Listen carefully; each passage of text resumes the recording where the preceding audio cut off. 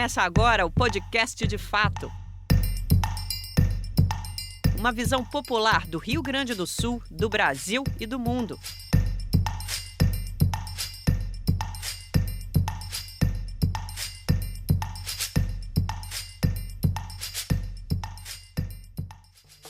Olá, estamos entrando no ar com o podcast De Fato, uma produção do Brasil de Fato do Rio Grande do Sul, em parceria com o Sindicato dos Bancários de Porto Alegre e região. Gravado no Estúdio Hall, diretamente do Centro Histórico de Porto Alegre. Eu sou Kátia Marco, comigo tocando o programa, Ayrton Centeno. Salve, Kátia. Salve, Ayrton. Feliz hoje, Ayrton? Realmente sou feliz. Quando eu acho que não só notícias, não só eu nessa semana, né? Tem muita gente feliz. Acho que bastante gente. A próxima segunda-feira, dia 31 de março, vai registrar o 61º aniversário da implantação da ditadura militar. Hoje, aqui no podcast, vamos lembrar esse tempo de trevas sobre um prisma diferente e raras vezes lembrado.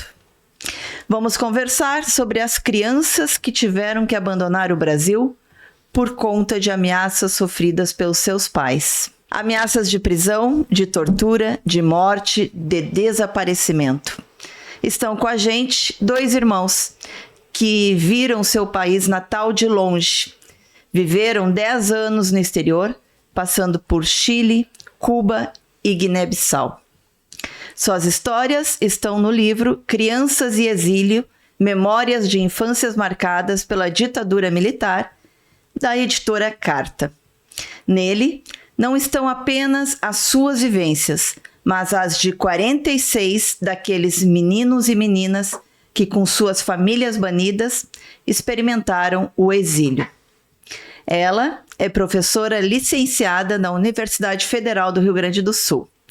Muito bem-vinda, Helena Dória Lucas de Oliveira. Bom dia, Kátia. Bom dia, Centeno. Agradecemos muito o convite, né? E bom dia a quem está nos escutando e nos vendo.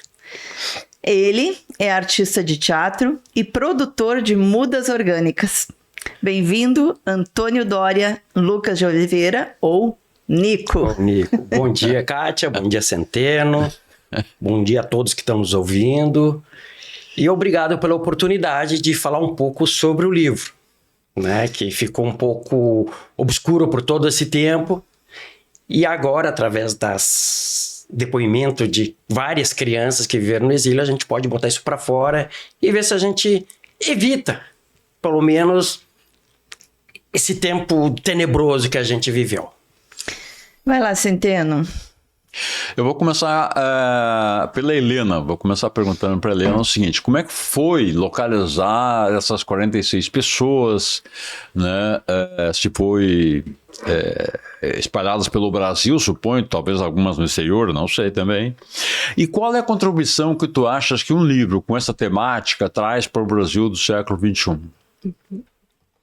Bem, eu participei de um projeto chamado Clínica do Testemunho, que foi um projeto idealizado pela Comissão da Anistia, né, durante o governo da presidenta Dilma. Na verdade, o Brasil estava cumprindo uma sentença da Corte Interamericana dos Direitos Humanos e ele foi obrigado, né, a ter projetos de reparação psíquica. Então eu participei, aqui em Porto Alegre teve 2 edições, eu participei desse projeto e foi a partir das conversas, de todo, né, aí surgiu essa ideia do desenvolvimento que eu comecei a ter vontade de encontrar as crianças que brincaram comigo durante o exílio, né, no Chile, em Cuba, e tu chegaste ao exílio com 7 anos. Com 7 anos, né? Saímos aqui bem pequenas. E então fui encontrando uma, fui encontrando outra, né? E depois, outro fato bem importante foi o aniversário do golpe do Chile em 2023, que ele completava 50 anos. Aí um grupo de brasileiros, né, e brasileiras que tiveram lá exilados, né, se reuniram num grupo de WhatsApp, né, me convidaram e ali a gente começou a se encontrar. A geração dos nossos pais e mães, né, e a geração também dos filhos, né? A e gente, filhas. inclusive, entrevistou o Raul Elvanger sobre, na época. Isso sobre mesmo. Também um exilado, né? Raul foi muito importante nessa visita, né? Nessa viagem ao Chile. E nessa viagem que eu fui, foi nessa viagem que eu conheci a Nadedja, né? Marques, que organiza o livro junto comigo, que a gente encontrando, né, a segunda geração, a gente fomos convidando, né? Ó, vamos fazer um livro? Vamos. Então, no que nós chegamos aqui em outubro de 2023, a Nadedja me ligou, ó, vamos, temos que nos reunir para fazer o livro. E aí começou. E depois, assim, a gente contatou quem nós conhecíamos, e aí quem a gente contatava outros, e assim foi, né? Então não foi muito difícil procurar essas pessoas porque elas já se conheciam. E todas estão no Brasil, ou não? Temos 8 que estão fora do Brasil, do nosso livro, né? 3 moram na França, 2 nos Estados Unidos, inclusive a Nadedja, uma em Portugal, uma na Itália e uma na Alemanha. Uhum. Tu falaste em 1973, no aniversário, né, dos 50 anos agora, em 2023, do golpe do Pinochet no Chile. Vocês não estavam mais no Chile em 73 ou estavam ainda? Estava. Saíram ali, aí foram para Cuba. Isso. Grande parte dos autores e autoras do nosso livro saíram do Brasil e estavam no Chile, né? Porque o Chile, né, vivia aquele momento, né? Recebendo tudo. Então, assim, muitos dos nossos pais foram para o Chile para conhecer essa experiência, além de que o país era muito solidário, né? E recebia. Teve uma troca por um diplomata, que foram 70, né? 70 presos e presas políticas saíram daqui e foram lá para o Chile. Foi o último dos embaixadores, né? Embaixador da Suíça. Isso mesmo. Inclusive a Tatiana Piola é uma delas que tá no nosso livro e relata, e estava nesse avião, estava nessa troca. E tu me falaste da contribuição, né? Eu acho que a contribuição importante do livro é que põe luz, né, centraliza nas crianças, porque nossos pais foram atores, lutaram pela democracia, né, foram presos, torturados, desaparecidos, mas nós estávamos ali na volta, né, muito protegidos por eles, né, pelas nossas mães, pelos nossos pais. Então agora somos nós que estamos contando essa história, né, porque nós não fomos as protagonistas, nem os protagonistas, mas nós estávamos ali presentes, a gente sentiu, a gente compreendeu, a gente aprendeu, a gente se assustou, né? Chorou, nos assustamos, né? Tu pode complementar. Eu queria justamente que tu nos contasse um pouquinho dessa história. Como é que foi, né? Quando vocês tiveram que realmente sair do país? Olha, Kátia, eu comecei a me sentir consciente das coisas a partir da década de 70, da Copa do Mundo, que eu lembro que a gente torcia para o Brasil e o pai torcia para a Rússia. O pai disse que a gente tinha que torcer para a Rússia, Hungria, né? Então ali eu começava um pouquinho as coisas, depois o pai foi preso, teve uma movimentação muito grande em casa, minha irmã não pôde ir mais para o colégio porque estava sendo vigiada dia e noite, né? Mas foi uma experiência assim, foi um conhecimento de consciência, a gente começa a compreender pouquinho a pouquinho as coisas, né? Eu tenho no livro... não se falava em casa. Não se falava, tudo que eu perguntava quando o pai foi preso, eu pensei que ele tinha morrido num acidente de carro, alguma coisa, porque todo mundo escondia pra mim o que tinha acontecido com o pai, né? E a minha mãe só me disse isso: Nico, teu pai tá bem. Vocês moravam aonde? Em São Leopoldo? No Jardim Itati, em Porto Alegre. Itati. Zona Norte, Vila Ipiranga. Nico, Quanto menos tu souber, melhor para ti e para nós. Então, a partir daquele momento, eu comecei a fazer uma campanha assim, não de deletar, porque a gente não consegue deletar tudo, mas me passar desapercebido das coisas, né? Aí sim, aí depois pro Chile, a gente foi adquirindo eu fui adquirindo mais consciência, né? O pai participava de manifestações, reuniões políticas no acampamento, né? A gente foi morar direto no acampamento Loermida, né? E a comícios do Miguel Henriques. Lá eu conheci o que é o fascismo. Tinha um grupo de extrema-direita que era o Pátria Libertar, que uma vez a gente indo para uma concentração, uma manifestação, atiraram com um estilingue, uma bolinha de aço no ônibus que estava levando o pessoal do acampamento e feriu uma moça que estava do lado de uma outra irmã minha, né? Aí eu sempre quando passava as manifestações ali pelo... não me lembro, pelo Alameda. E a gente passava pela frente da sede do Pátria Libertar. E ficava todo mundo acantonado, mirando, sabe? Então era um momento tenso, assim. E depois veio o golpe, teve toda uma série de histórias. A gente foi para o refúgio de Padre Hurtado. Ali faleceu meu irmão. A gente era para ir para a Finlândia, né? O pai dizia que eles queriam a mão de obra. Não queriam dar salvo-conduto. Eles queriam mão de obra para lenhador. Vocês eram 4 irmãos? Éramos 6. 6. 6, né? Depois faleceu o Duda, ficamos em 5, né? E aí depois a gente, por uma série de fatores, a gente foi para Cuba. Quando houve o golpe, vocês foram para que embaixada? Nenhuma. Nenhuma? Nenhuma. Ou seja, vocês conseguiram escapar, digamos assim, porque a maioria das pessoas foram para a embaixada, né? Ou para consulados, enfim, procurou uma espécie de proteção, sim, aí, né? Muita gente foi para a Argentina? A gente foi, o pai e um amigo dele, grande companheiro, Diógenes. Olha, Diógenes. Diógenes de Oliveira. Eles já tinham os planos, eles já sabiam, porque eles tinham noção do golpe no Brasil, né? E, inclusive, eu via o pai nas reuniões do MIR conversar com os companheiros, olha, temos que cuidar do golpe. E os companheiros do MIR disseram, não, aqui o exército é constitucional, não tem problema.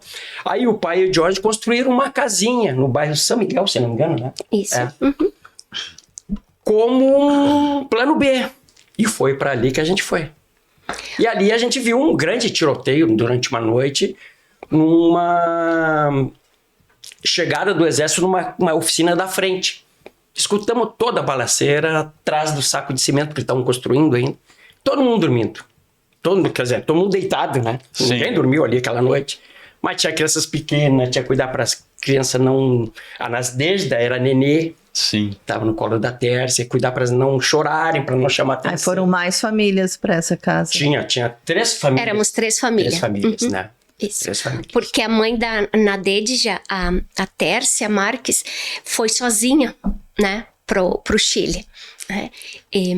Então ela estava. Ela é Nadedja, né? Sim, ela foi primeiro e depois a Nadedja foi com uma outra pessoa, levou a Iramaia, levou a Nadedja. Né? Então, mas eu só quero ressaltar que a cena do filme, Ainda Estou Aqui, quando a Eunice dá um tapa na filha, porque a filha estava perguntando, aquilo me marcou muito, né? Porque né, nossos pais e nossas mães, eu acho que não nos contavam o que estava acontecendo para nos proteger, mas a gente queria saber, né? E aquela bofetada é tipo assim, bom, não é coisa de vocês, né? Mas nos tocava, né? E ainda eu acho que uma outra pessoa importante no Chile, né, Nico, foi o Padre Roque. O Padre Roque. Shaolin, né? Que ele foi estudar lá, ele era professor da Unicinos, foi estudar em Santiago do Chile, e ele tinha contato, né, com a Igreja Católica, então ele também que nos ajudou a chegar a esse seminário Padre Hurtado, né, então que era um seminário de jesuíta, que então a Cruz Vermelha e as Nações Unidas colocaram, né, o transformaram, né, como um refúgio para abrigar os estrangeiros que estavam sendo perseguidos. E né? Como é que vocês conseguiram chegar em Cuba? Bom, nesse refúgio, as embaixadas chegavam, né, para receber essas pessoas que estavam ali nos seus países. Tá? Então, iam muito, né, assim, os países da Europa, Finlândia, Canadá, França, Suécia. Mas nós era uma família, né? A minha mãe dona de casa, meu pai professor e seis filhos, né? Então... Os países europeus criam famílias pequenas. Claro. Não família grande. E jovens, né? Meu pai já estava ali na faixa dos 40, né? O restante estava ali na faixa dos 20, 30, né? Eram bem jovens. E então... Tinha tudo isso, às vezes aceitavam, outras vezes não aceitavam as famílias, e aí Finlândia tinha nos aceitado então, né? Então finalmente a gente ia para a Finlândia, mas aí aconteceu esse acidente com o nosso irmão, né? Com o Eduardo, ele tinha uma piscina no local, né? As pessoas decidiram, né, em assembleia colocar a piscina em funcionamento, né, para entreter as crianças, E aí, né, num dia que o responsável pela piscina não estava, acho que o Duda, como uma criança de 4 anos, né, se escapuliu dos adultos e aí, né, se afogou, né? Então, foi muito difícil, né, para minha mãe, para o meu pai. E eu tava com tifo, né, eu e a minha irmã mais velha, porque tinha disso, né, era muita gente num espaço não tão grande, que então tinha essas doenças, né, por questões de higiene. Mas o Nico presenciou. Então, aí os amigos disseram, né, pro meu pai, assim, bom, vocês não querem ir para Cuba, né, que é um país mais geográfica e culturalmente mais próximo do Brasil, vai lá para a Finlândia sozinho, né? Então, a gente fez uma reunião em família, né? Meu pai era muito disso, né? A maioria votou, né, para ir para Cuba. Acho que só a mãe não queria ir para Cuba por causa de não ter relações, né? O Brasil não ter relações com Cuba. Perder cidadania, ser banido, nós ser banidos, né? E a dificuldade de cartas, né, Nico? De receber cartas da família. Então, e aí a gente decidiu, escreveram pro governo cubano, o governo cubano aceitou, né? E ficaram quantos anos em Cuba? Ficamos 6 anos. 6 anos. E foi onde a Anitta estudou medicina. E a Zeli também. E a Zeli também se formaram. As duas irmãs formaram mais lá, velhas. Se formaram lá. E qual era a filiação política do pai de vocês?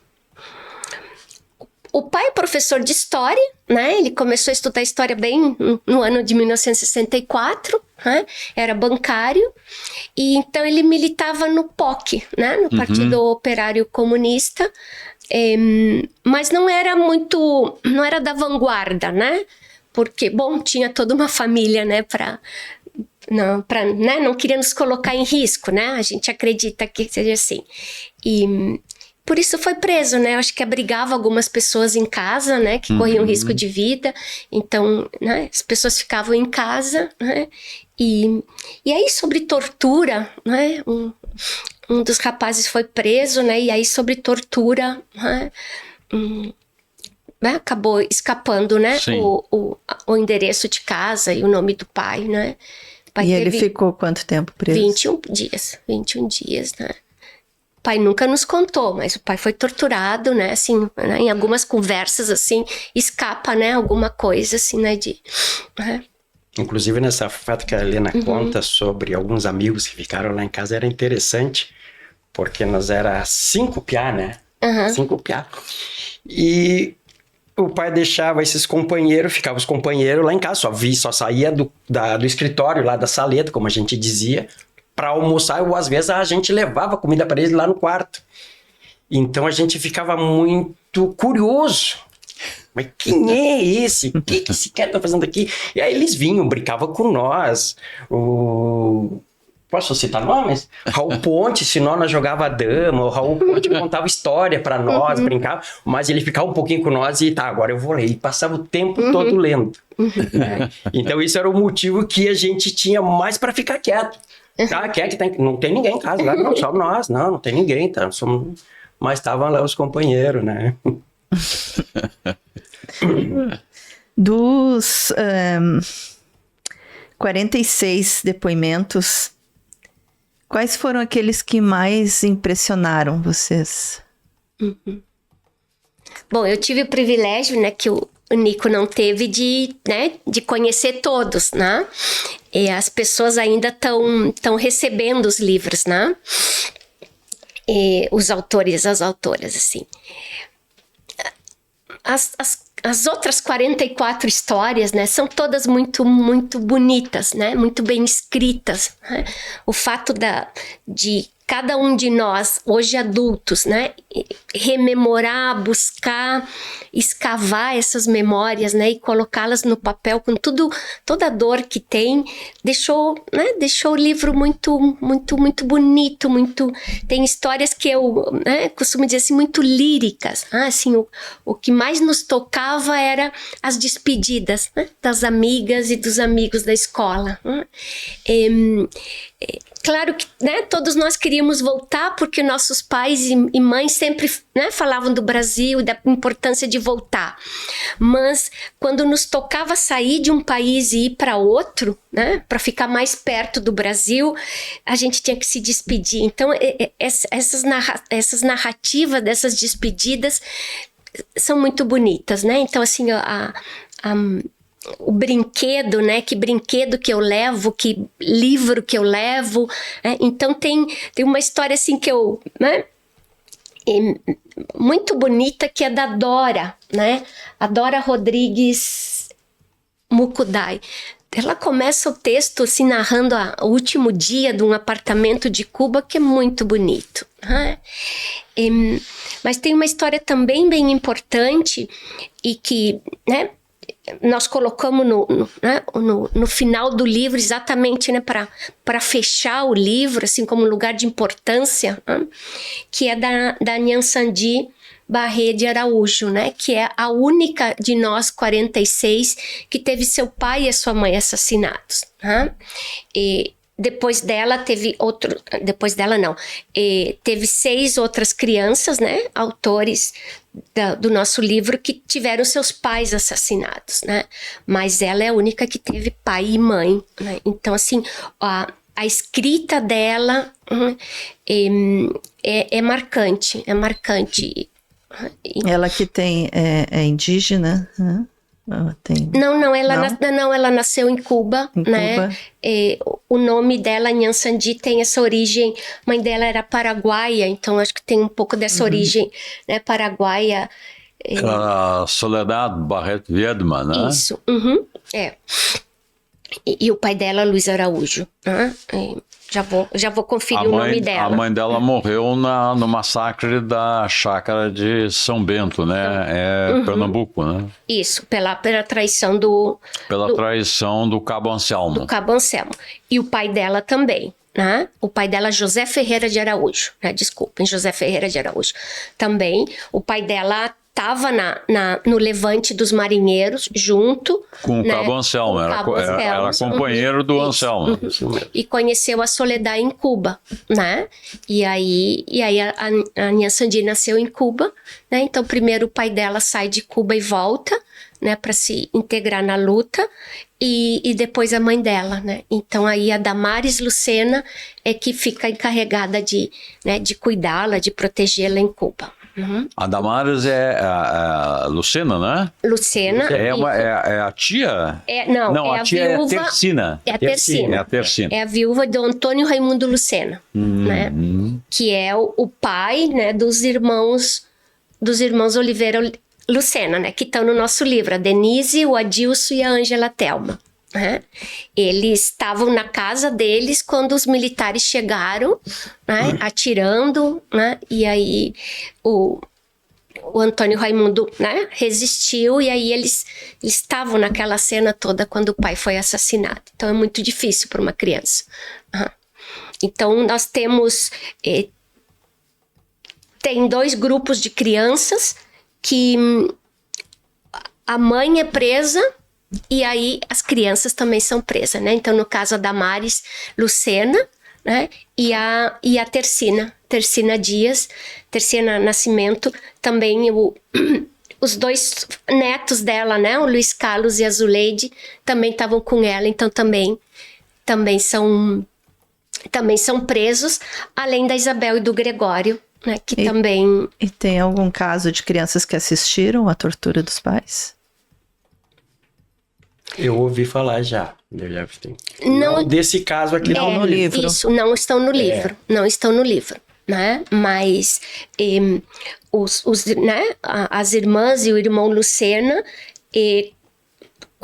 porque a Damares foi trocada por um desses diplomatas. Sim. É o grupo que vai para o México, né? O grupo dos 5. A gente está tentando incluir as crianças, né? 5 mais 3, né?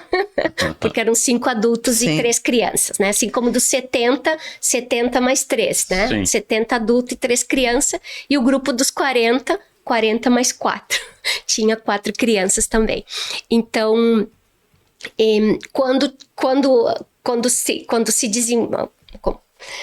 quando resolvem, né, que a Damares vai sair nessa troca, então levam as crianças até a prisão onde ela estava. E ela fica muito assustada, com medo de que torturassem as crianças, né? Mas as crianças já tinham sofrido, né, as torturas psicológicas, né, e também, né, Até para situar esse grupo, situar melhor as pessoas, eu acho, esse grupo que você está falando é o grupo que foi trocado foi sequestrado na época numa uma ação da Vanguarda Popular Revolucionária e da Vanguarda Popular Revolucionária. Foi sequestrado o embaixador da Suíça, Giovanni Booker.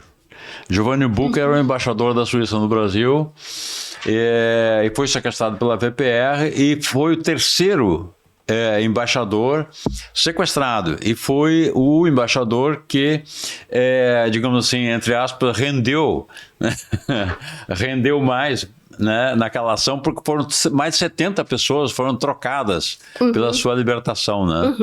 Isso mesmo. Dependendo do país, né? O embaixador do país valia mais. Valia mais, né? Sim.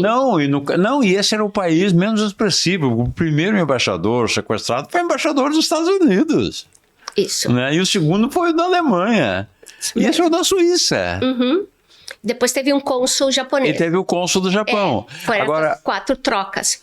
É isso, e é interessante notar que a relação dos embaixadores sequestrados com seus sequestradores sempre foi, digamos assim, muito amigável.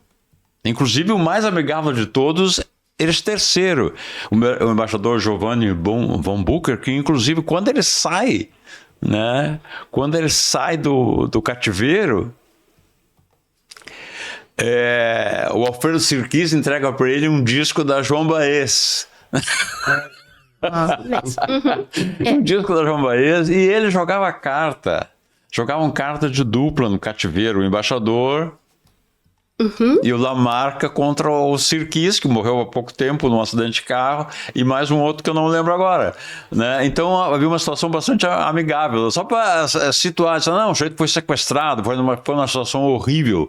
Não ficou numa situação, ficou numa situação delicada, mas a convivência, né? Inclusive esse Giovanni Booker, quando ele sai da prisão, ele mente para a polícia.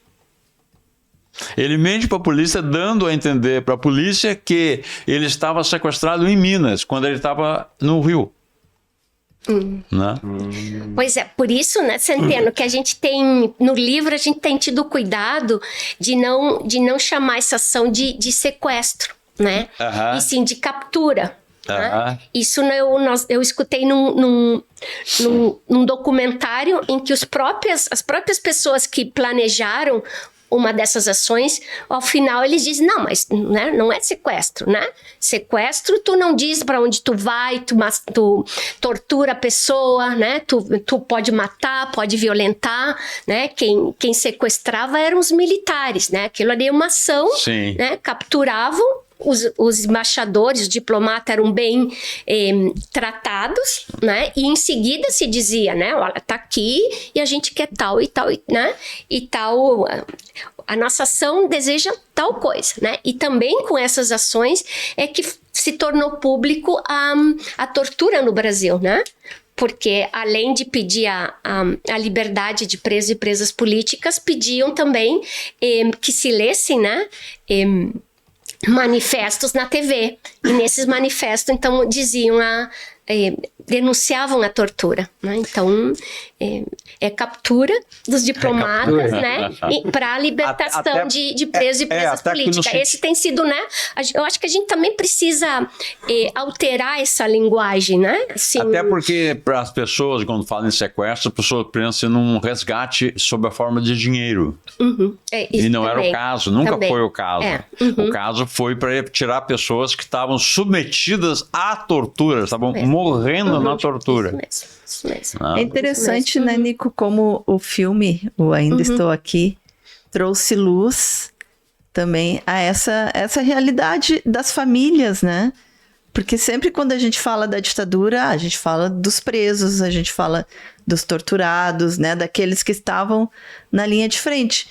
Mas nunca se fala das famílias, né? E o que as famílias viveram, e os filhos, enfim, toda a situação vivida.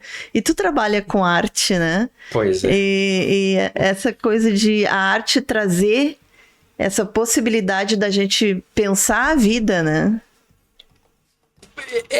Mais ou menos esquematizar a tua vida, né? O que será daqui para frente, como é que foi daqui para trás, né?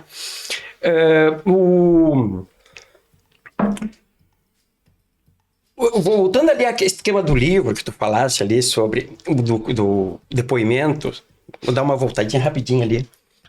A Helena falou, não me deixou eu falar, né? Não, assim, o livro todo eu não li todo ainda.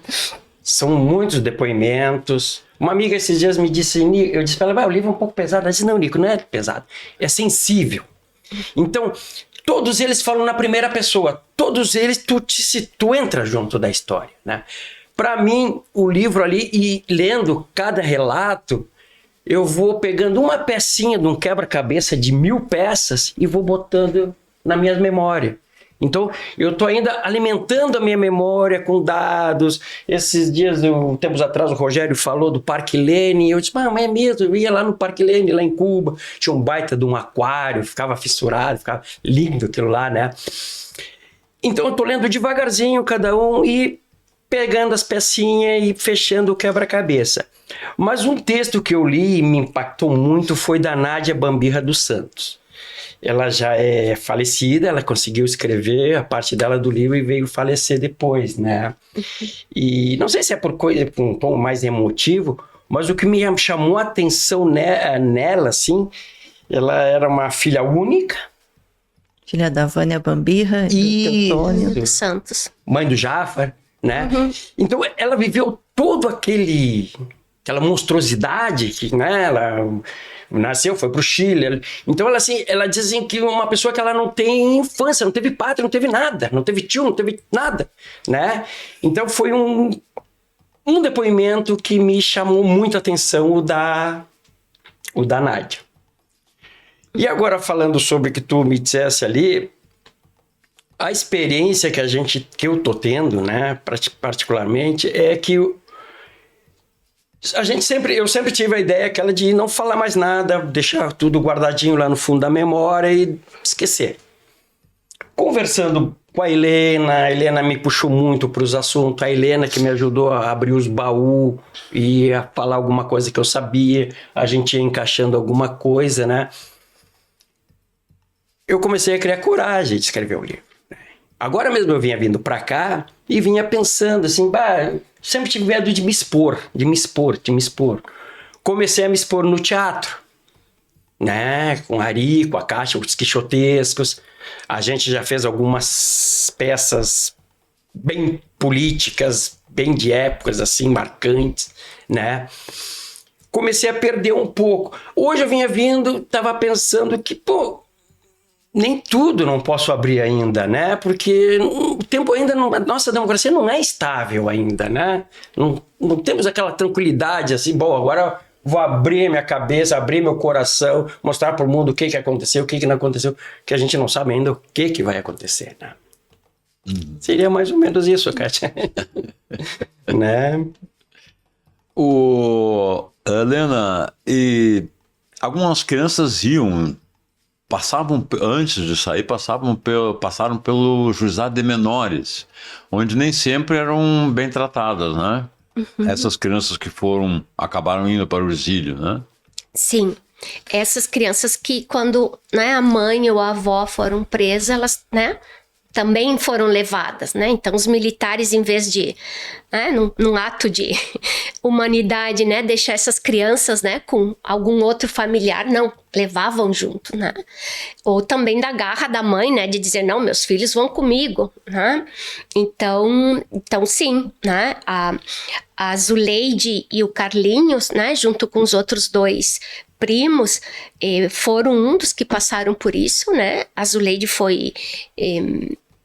o Carlinhos também, né? Eles contam assim que passaram por algumas casas bonitas, né? Com corredores longos, né? Então seriam casas, né? De uma classe média alta, né? E depois foram para esses locais sujos, né? Que ameaçavam eles, né? A Zuleide teve, né? Tinha um cabelo comprido, né? Encaracolado. Cortaram o cabelo dela, né? As senhoras que cuidavam daquele espaço, né? Diziam, não, vamos cortar e vamos vender, né? Quero fazer uma peruca com esse cabelo, né? Roubaram uns, né, brincos né, que ela tinha, que a tia tinha dado, né? A Tercina Nascimento. E também tem um relato da Isabel e do Gregório, eu não sei se está no livro, né? Porque também muitas coisas eu fiquei sabendo na interação com as pessoas, né? Então, que ela era pequenininha quando foi presa, né? Ela tinha... não se adaptou ao leite daquele espaço, né? Do juizado de menores. Aí os irmãos maiores, né? Tentavam ir na cozinha e pegar um leite, né? Tentar, né? Escondido das pessoas que cuidavam para dar o leite para a irmãzinha, né, para Isabel. E também aí uma coisa de criança, né, dormiam todos com os pés amarrados, né, para não levarem, né, nenhum deles enquanto eles dormiam, né? E também, então, né, os filhos da Damares e Lucena, né, a Denise, o Adilson e a Thelma também passaram por esses espaços, né. O Adilson conta no livro que, né, uma das partes mais difíceis para ele foi que os militares levaram ele de novo para casa, onde o pai tinha sido assassinado. Ele teve que ver aquela cena, né, o sangue do pai ali, né, perto do tanque, né, onde aí fizeram ele ir para né, perguntavam para ele, onde é que estão escondidas as armas, onde é que estão escondidas as armas, e não tinha nenhuma arma escondida naquele espaço, né, e aí batiam nele, né, assim com um facão, né, com a parte de madeira do facão. Teve crianças também que ficaram presas junto com as suas mães grávidas. Mães grávidas, presas e torturadas, né? Isso é muito pesado, né? Mas não tá aqui no livro, né? Não tá no livro, não tá no livro. Que nasceram no hospital penitenciário, né? Então foi todo... O Rogério Tosca conta, o Alexandre Guimarães também contam, que no parto das mães foi vigiado, né? Pelos militares. Então... uma particularidade que tem, digamos assim, a favor da ditadura brasileira, é que não fez como fez a ditadura argentina, né? Que as crianças eram roubadas das mães, matavam as mães e os pais, e as crianças eram roubadas e adotadas por famílias militares. Inclusive o Jorge Rafael Videla, né? Ele foi condenado também pelo sequestro de crianças, né? Que envolvem, né?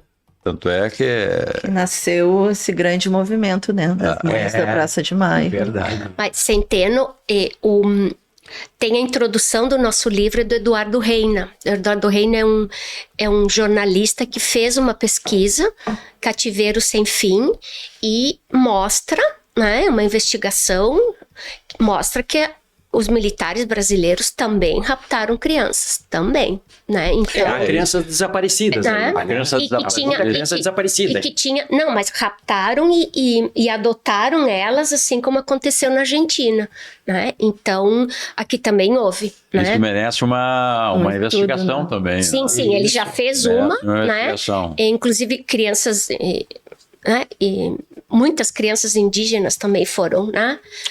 Sim. Esse é um outro capítulo da nossa história, acho que precisa também, certamente, né? Certamente Mas aí a situação é mais grave. Ele investigou, né? Então no livro dele tem algum desses casos, mas tem outros que ele sabe que tem né? E continua nessa investigação.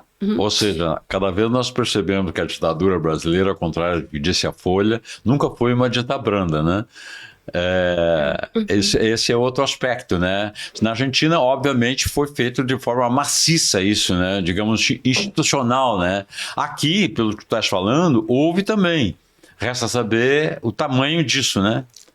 Isso. No Chile também deve ter havido também, sim. né? No Chile, eu acho. Inclusive tinha muita troca, né? Crianças chilenas que eram adotadas por famílias brasileiras, né? Crianças brasileiras adotadas por outros países da Europa, né? Isso também já está registrado. E a orelha do livro é do Caco Barcelos, Caco né? Barcelos, ele teve... nos brindou, né, com essa apresentação. Ele estava muito ocupado, né, tinha tido um problema de saúde, né, mas estava na Índia, né, gravando o Globo Repórter. Globo Repórter? Profissão Repórter. Profissão Repórter, isso. Mas conseguiu fazer, né? Nós ficamos muito lisonjados, né?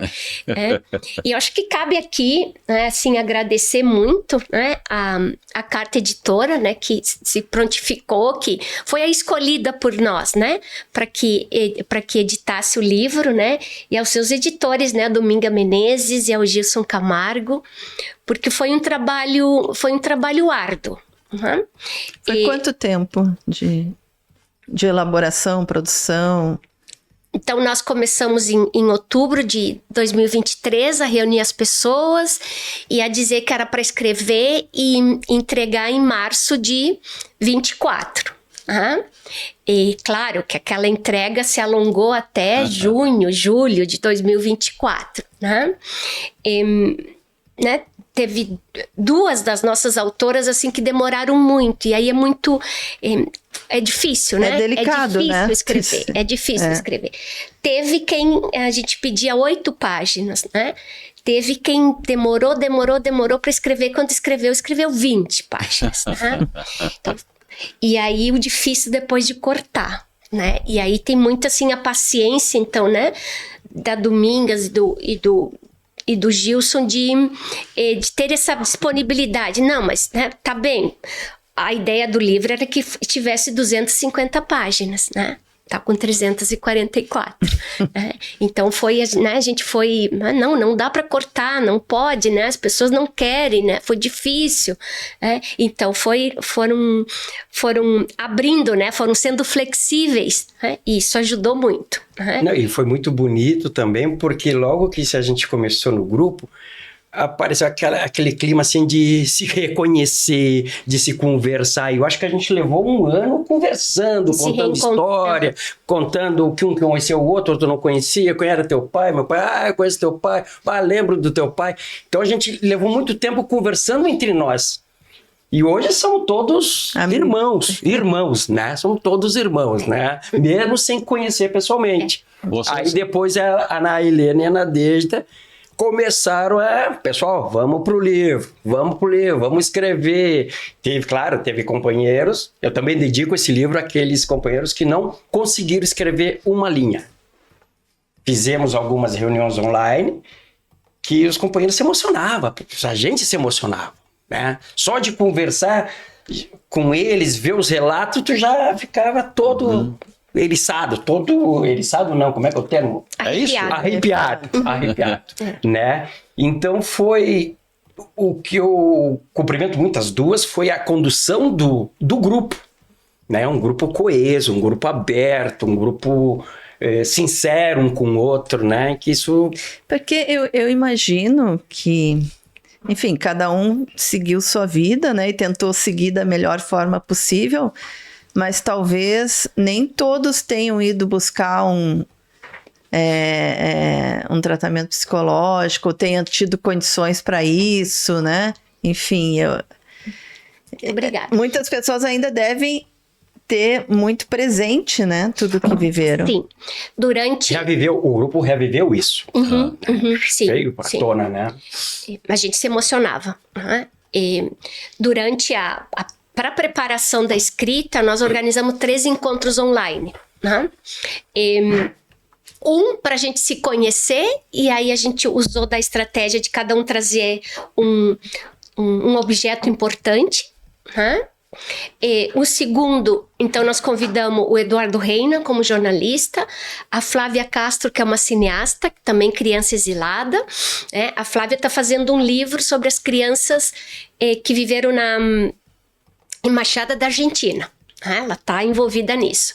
E a Vera Vital Brasil como psicanalista, né? Então, o Eduardo para nos ajudar, o que buscar para reaviver a memória. A Vera também para nos ajudar a lidar com as emoções. E a Flávia para nos contar, ela como uma criança também exilada, como é que ela consegue, né? Porque ela já fez o livro Deslembro, que também trata de uma adolescente, né? Vindo da França para cá. E agora fazendo outro. Então esse encontro foi bem importante. Depois fizemos um terceiro e que cada um de nós leu um pedaço do texto que estava escrevendo. Né? Então isso também nos ajudou a nos deixar mais unidos, né? E nos compreender um pouco mais. E mais fortes, né? Também. Isso, mais forte. A gente se chama os irmãos e irmãs de história. Eu imagino que essas conversas que vocês tiveram, de repente, despertaram algumas memórias também, né? Uns nos outros, né? Muito. Trouxeram alguns temas à memória, algumas figuras, algumas situações. Apareceram fotos no grupo que, por exemplo, tinha uma foto que a Nadede já estava e ela disse, bom, como é que eu tô nessa foto aí? Ela não sabia dessa foto, né? Outra foto apareceu, a nossa irmã mais velha estava ali, né? Zeli, como é que tu tá aí? Lá na casa da tia. Isso mesmo, lá né? Na então, casa da tia. A gente foi também, a gente juntando um pouquinho mais a história, né? Assim, pessoas que tiveram na nossa casa, né, Nico? E tá sendo uma experiência muito boa. A gente agora está planejando, uma vez por mês, discutir, ler, né? Discutir, refletir sobre, né, um texto de cada um de nós. Já tem uma semente para uma segundo volume, né? O pessoal está entusiasmado para fazer Criança e Exílio 2, né? Tem várias crianças que na época, né, eram crianças que não puderam entrar, né? A gente não conhecia, né? Não deu tempo de fazer o contato. E muitos irmãos nossa que também não quiseram, que talvez, né, depois de verem esse livro pronto se encorajem, né? Isso, né? E também quem não conseguiu, né? Assim, o Ernesto, né? O Ernesto Nascimento, outro neto da Tercina. Eu acho que esse sim, eu acho que a gente pode dizer que foi torturado na frente do pai dele, do Manuel Nascimento, conhecido como Neto, né? Aí não conseguiu, né? Não. A gente está chegando ao final, infelizmente. Vocês queriam ler, né? Os nomes das pessoas. Sim, Eu começo aqui? Posso começar? Sim, pode começar. Então aqui são o nome dos 46 crianças que na época da ditadura viveram o terror da tortura, as agruras do exílio. Vou começar aqui. Alexandre Guimarães, Álvaro Faleiros, Ana Amélia Moura Cavalcante de Melo, Andiária Cobério Terena, Antônio Carlos Cunha, Camila Bianchi, Cláudia Lamarca, Daniel Souza, Dora Rodrigues Mucudai, Elza Diniz Reis, Guilherme Gitaí de Figueiredo, Isabela Thiago de Melo, Jana Eleonora Branco Dávila, Lícia Auer, Márcia Cury Vaz Galvão, Marta Nering, Miriam Leonardo, Nádia Bambirra dos Santos, Naisandi Barret de Araújo, Rogério Tosca, Tatiana Piola. E o grupo dos irmãos, né? Andréia, Marina e Danilo Curtis Alvarenga. Os irmãos Oliveira Lucena, Denise, Adilson e Ângela Thelma. Os irmãos Capiberibe, Archonca, Luciana e Camilo. Os irmãos Toledo Sader, Mário e André. As irmãs Keller Trasber, né? Natália Keller e a Tamara Keller Solis. Os irmãos Gomes da Silva, a Isabel e o Gregório. O Antônio e eu. E Nadedja Marques e a Cibele Marques, são Mendes, desculpa, então Nadedja Marques e Cibele Mendes. E, os irmãos também Luiz Carlos Max do Nascimento e a Zuleide Aparecida do Nascimento. As duas primas, né? Flávia Quintiliano e Silvia Whittaker. E Anacleto Julião, tio da Alexina Cali de Paula. Muito bem. Helena, onde é que pode ser adquirido o livro? O livro, ele por enquanto está iniciando a distribuição em algumas livrarias, né? Aqui em Porto Alegre a livraria Ventura tem e a livraria Via Sapiens tem alguns exemplares e também diretamente no site da editora, da editora Carta Editora. Também, aproveitando a deixa, vai ser lançado o livro em Novo Hamburgo, no Sarau do Cruzeiro, dia 28. Dia 29 estaremos lançando em São Leopoldo, no Café... Às 14 horas. Café Livraria. E terça-feira que vem, dia 1º de abril, na Casa Diógenes. Também terá lá o lançamento do livro. Muito bem. Muito obrigada, Helena, Antônio, Nico. Nico, melhor Nico. A É muito participação formal, né? de vocês Esse aqui Nico com a gente. foi lá no exterior ou já estava aqui? Desde aqui do Brasil. O pai sempre me chamou de Tunico, e ficou Nico. Né? Que é o mesmo nome do pai, né? A gente nem chegou a falar, né, da volta de vocês para o Brasil. Mas aí o pessoal vai ter que ler o livro, Tem né? que ler o livro. Não vamos dar spoiler muito, assim. Muito obrigada pela participação de vocês e pela coragem. Nós que agradecemos o convite Isso. do Brasil de Fato. Gente, então fiquei sem voz aqui. Quero aproveitar para convidar vocês a apoiar o Brasil de Fato, apoiar esse jornalismo que conta aquilo que a grande imprensa não conta. Entra lá no nosso site apoia.se/Amigos do Brasil de Fato RS. Prensa na imprensa. Há 2 anos, né? Todo mundo está acompanhando isso, né? Há 2 anos circula aí na internet, nas caixas de comentários, né? Uma frase mais ou menos assim: o Supremo está condenando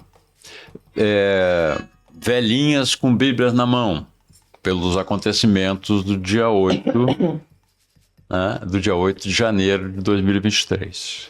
Essa semana surgiu a do batom, né? A semana foi a história do batom. Mas a história das velhinhas de Bíblia na mão é antiga, né? Surgiu logo após os acontecimentos do dia 8 de janeiro de 2023. Bom, quem vê ou quem viu aquelas imagens de destruição dos palácios, né, de enfrentamento com a polícia, de violência desabrida, sabe que não era isso, né? Sabe que não era isso. Mas faltava, digamos assim, uma clareza maior ainda sobre essa vamos fazer fake news, né? A mentira deslavada, que era a história de quem praticou aqueles atos, eram apenas... e quem foi condenado foram velhinhas de Bíblia na mão. Bom, era simples resolver esse assunto. Era simples esclarecer definitivamente esse assunto. E isso cabia à imprensa. Só que a imprensa não fez isso. E quando eu falo imprensa, eu falo todo mundo, falo nós, inclusive. Né? Falo todo mundo mesmo, porque era muito simples. Mas essa lacuna, quem preencheu, então, não foi a imprensa, foi o ministro Alexandre de Moraes. Ele fez uma coisa extremamente simples, tratando justamente da história da frase essa das quem foi condenado foram senhorinhas, velhas, mulheres, com Bíblia na mão. Agora, no julgamento dessa semana, ele mostrou uma planilha e trouxe os números. Foram 497 pessoas condenadas. Dessas 497 pessoas, 32% eram mulheres. E dessas 497 pessoas, apenas 7 tinham mais de 70 anos. Tem mais de 70 anos. E dessas 497, apenas 10% tem mais de 59 anos. Ou seja, era muito simples, era só pegar, saber a idade dessas pessoas que estavam envolvidas no quebra-quebra para dizer, olha, não tinha velhinha de Bíblia na mão. Sim. Né? Foi realmente um ato, as pessoas que estão sendo condenadas foram pessoas que foram devastar, né, o Brasil naquele dia 8. Quer dizer, essa era uma tarefa ética, um compromisso social que a imprensa tem com a sociedade. A imprensa deveria esclarecer esse assunto. Olha, devia dizer o que o Alexandre de Moraes acabou dizendo. Ainda bem que alguém trouxe esse esclarecimento. Deveria ser papel da imprensa. Menos mal que alguém fez o seu papel. Muito bem. Pessoal, estamos chegando então no nosso quadro mais animado. Mas antes, não esqueça de curtir, compartilhar, comentar o nosso podcast. Também vou lembrar para vocês a programação dos Cine Bancários. Sim, esse cinema aqui bancado pelos sindicatos bancários, que fica na General Câmara 424. E tem uma programação do melhor do cinema brasileiro. Essa semana entrou em cartaz na sessão das 19 horas o longa-metragem Oeste Outra Vez, escrito e dirigido por Érico Rassi. A história acontece no sertão de Goiás e acompanha Totó, o Ângelo Antônio, e Durval, o Babu Santana. Dois homens brutos que, após serem abandonados pela mesma mulher, se voltam violentamente um contra o outro. Também estreia o documentário A Batalha da Rua Maria Antônia, na sessão das 17 horas, com direção de Vera Egito. O filme revive o embate entre estudantes e forças da ditadura em outubro de 1968, um dos episódios mais marcantes da luta estudantil durante a ditadura militar. Bons filmes aí para a semana. Figuraça da semana. Ayrton, continuando na mesma balada. É isso, dentro da mesma temática, assim, eu acho que meu voto de figuraça da semana é a Hildegard Angel, né? A Hildegard Angel, ela teve 3 pessoas próximas assassinadas pela ditadura. Teve o seu irmão, Stuart Angel, que morreu sob tortura. Teve a sua cunhada, Sônia Angel, que morreu sob tortura. Né? Aliás, dos episódios mais brutais, de uma coisa brutal que é a tortura, porque a Sônia foi violentada com um cacetete militar e teve os seios amputados. Essa é uma das coisas da nossa herança dos 21 anos. Pois bem, então ela teve o irmão, a cunhada e a mãe, Zuzu Angel, a estilista, que morreu num acidente que depois se descobriu, já se sabe que na verdade foi um atentado praticado pelos porões do regime. Né?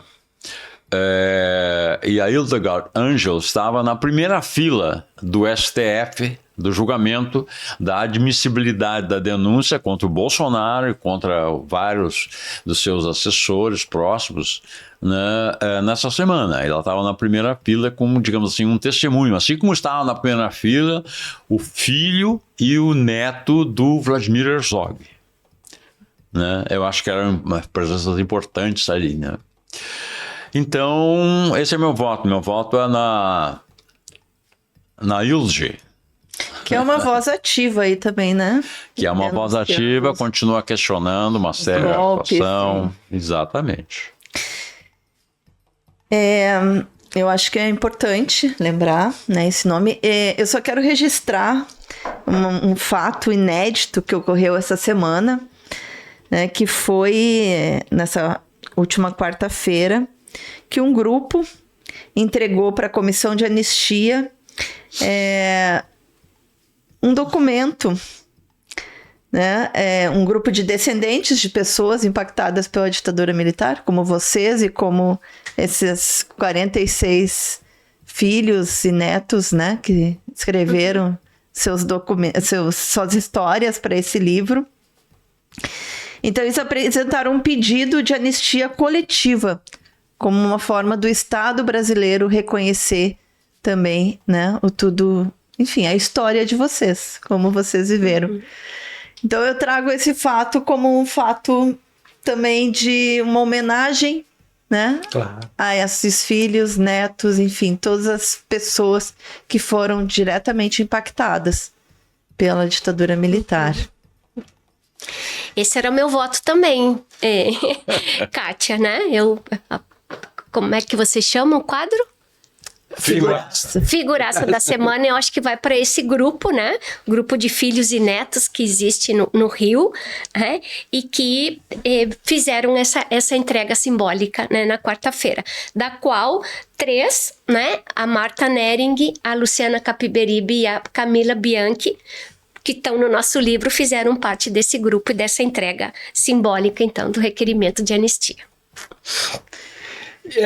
A minha figuraça da semana é a primeira turma. Com o Alexandre de Moraes na cabeça. E quero que seja a figuraça do ano. Não do ano até a gente chegar ao final dessa sentença, né? Muito bem lembrado.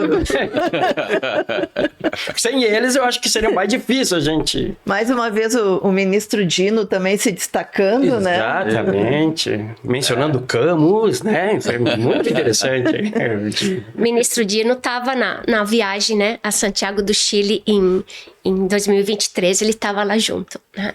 Eu acho isso importante, né? Eu acho que punir militares e civis que fizeram parte, né, dessa engrenagem toda, né? A história está nos trazendo uma oportunidade, sim, né? Sim. Uhum. Sem anistia novamente. Porque a nossa democracia está muito frágil ainda, né? Eu sinto a democracia frágil, né? Então a gente tem que fazer, cada um fazer a nossa parte para evitar que isso ocorra de novo, né? E não só no Brasil, no mundo inteiro, né?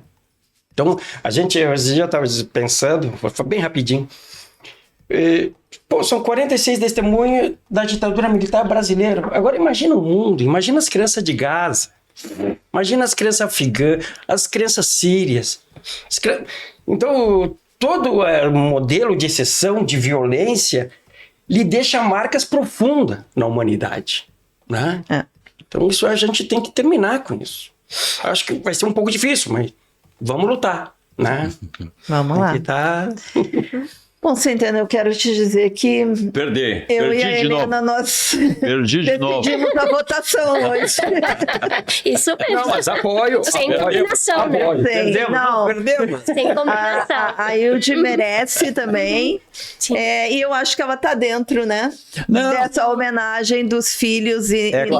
É claro. Né? Eu acho que é importante o registro. Eu achei muito importante a presença dela na primeira fila. Isso, não. Então, gente, a nossa figuraça dessa semana é essa figura coletiva dos filhos e netos dos perseguidos, torturados e assassinados pela ditadura militar no Brasil.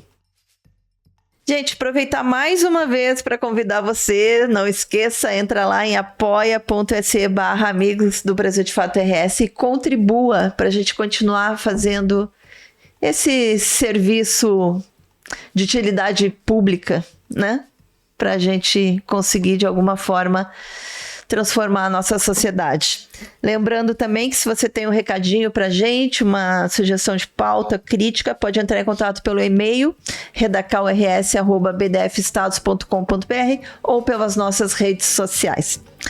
Ficamos por aqui, nos vemos semana que vem. Você ouviu o podcast de Fato, uma produção do Brasil de Fato, Rio Grande do Sul.